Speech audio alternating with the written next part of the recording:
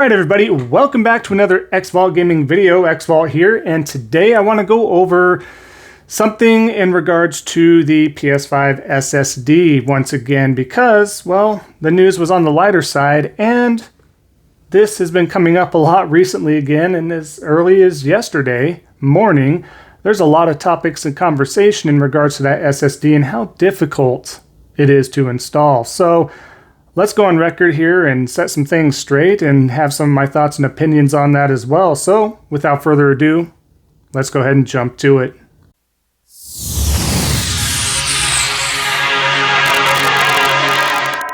All right, so back at the topic at hand here, the PS5 SSD.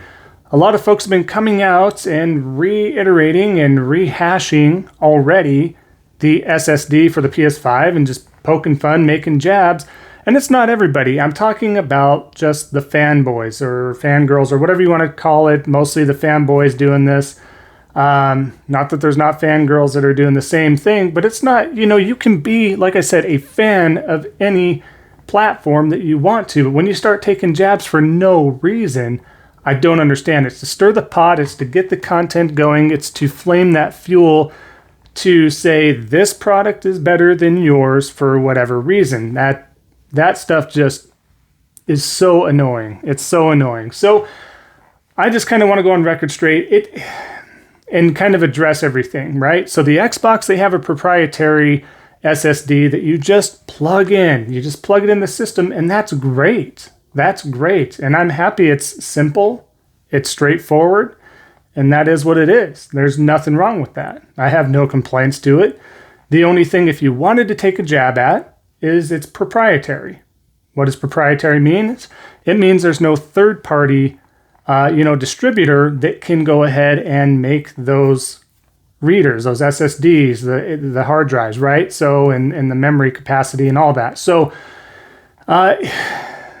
with that being said, if anybody remembers the PlayStation Vita, you had to have their specific memory cards, which doomed that platform because they were stupid expensive and there was no third-party support for those being manufactured or developed. So that really hit that hard real early. As great of a handheld as that was, it hit it too hard too early. I believe that Sony kind of learned from that. They made a mistake. I thought it was awful as well. I never supported that. I thought it was the dumbest thing ever, and I'm not going to ever stand up for it. Again, a platform that I prefer, the PlayStation or even the Vita, I love the Vita, but I'm not going to stand up for nonsense. I'm not going to stand up for something when a company does something that is not in alignment with something that is more pro-consumer, or if it's just a boneheaded idea. I will call it out flat as flat. I'm not going to sit there and make excuses like some of these folks like Zocker and Colt Eastwood and Diller. I'm not going to be that type of person for a platform that I prefer on PlayStation. I'm not going to make things up, and I'm not going to bury things under the rug or sweep them under the rug, right? I'm not going to do that. I'm going to be as truthful with everybody as I possibly can. So, getting back to the topic at hand, like I said, the biggest problem I have that would be proprietary is that price for the Xbox SSD is more than likely going to stay at that same price, could possibly increase or whatever the case may be, or there's not going to be as good of a deal as if a third-party manufacturer was developing that particular SSD. So with the Sony side, though, you do have, they're not making anything proprietary when in regards to the SSD. It's all going to be third-party driven, manufactured and everything like that. So that brings you on to the next step here, where they're poking fun at the fact, not that the price is high, because they understand the price is high, because these SSDs that work for the PS5, they work for your PC desktops, right? So that they can go hand in hand. If you wanted, you could remove it from the PS5 and put it into your desktop and configure it and all that stuff, right? But the topic at hand, for the most part, is how difficult it is to install that SSD in the first place. Like, what a pain it is. Ladies and gentlemen, all you do is pop off the top shell. You're right there. You have a little compartment that has a screw in there. You unscrew the screw, the plate comes off. You pop in the SSD, screw everything back in, pop on the shell. It brings you back when you power it on again to configure the SSD. Done. Simple. Simple. It's not rocket science. And some of the counter arguments to that is, well, that's why people want a console, plug and play, to make it as simple as possible. And you're right. There's nothing wrong with that theory, and there's nothing wrong with that fact.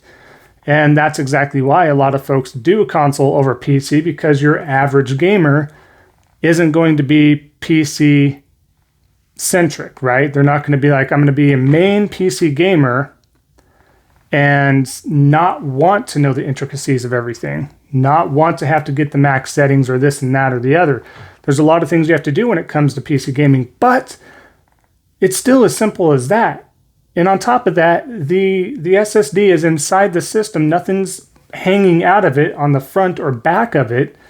It's real simple. You should only have to do it once.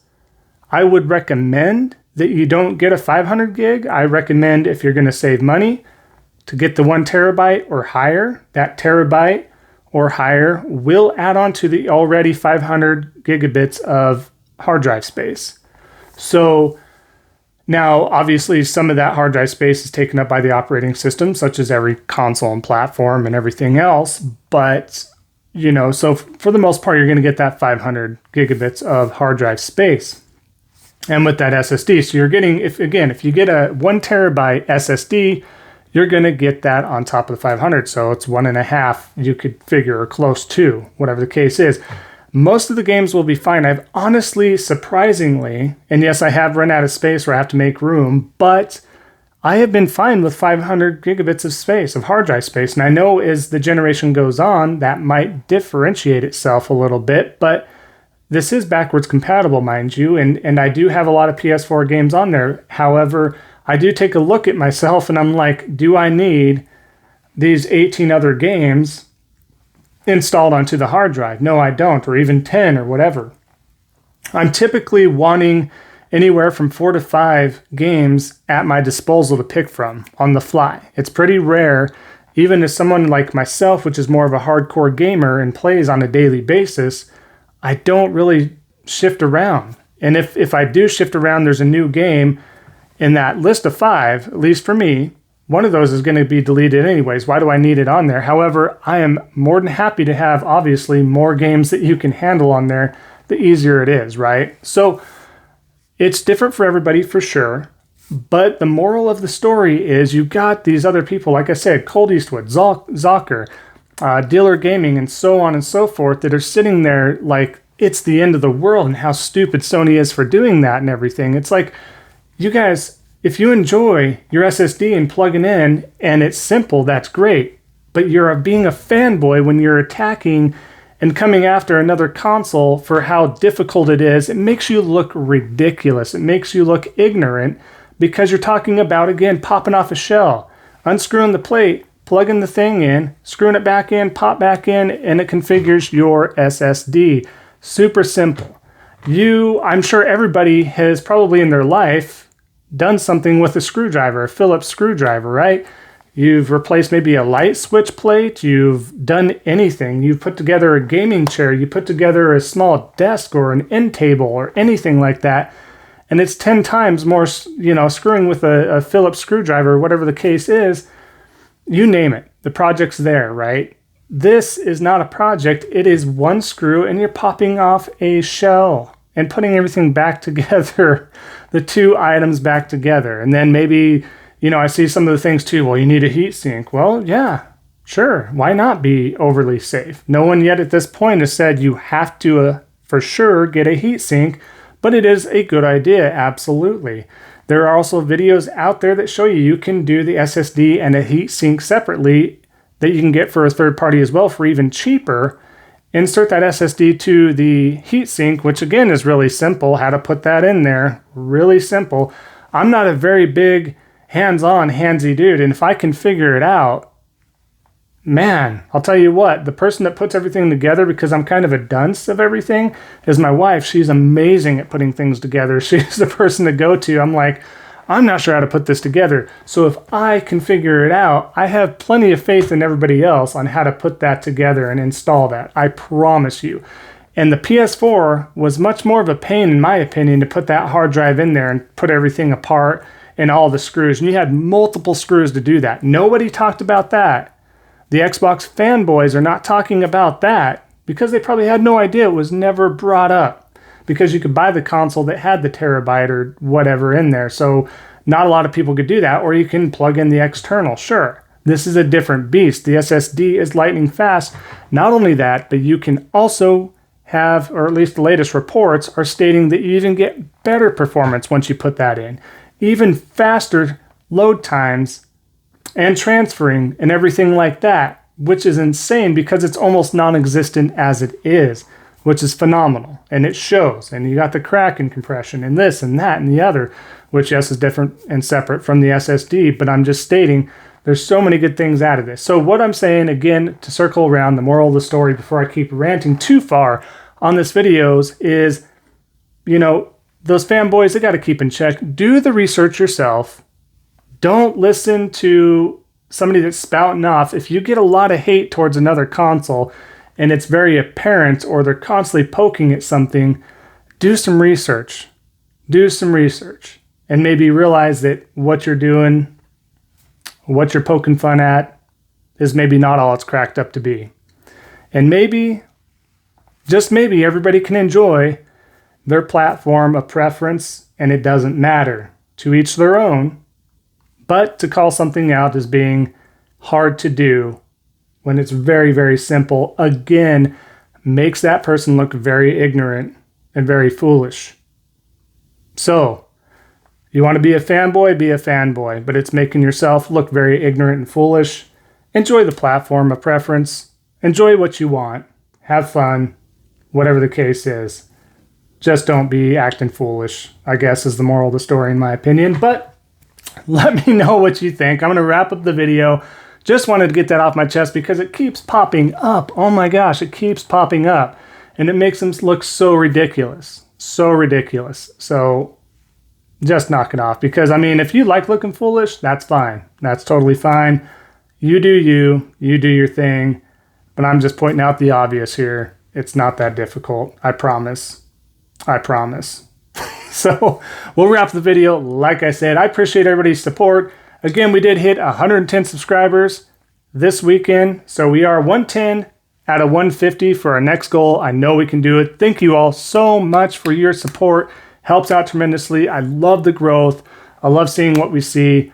Love interacting with each and every one of you that I can. If you feel like reaching out, absolutely do so. Please leave a like and a comment. And I would love to hear from you and love to get back to you. It helps out the videos as well. If you are new to the channel, like what you see, agree with what I do or don't, totally up to you. But if you do enjoy the content, please consider subscribing. Helps me out so much, and I know we're growing at a very good rate. We will hit that 1 year anniversary again in November. I'll let you know that official date very soon, and we'll go from there. So thank you again for sticking around, everybody. Much appreciated. Enjoy the rest of your Monday, and we'll see you next time on the next Xvault gaming video. And until then, take care.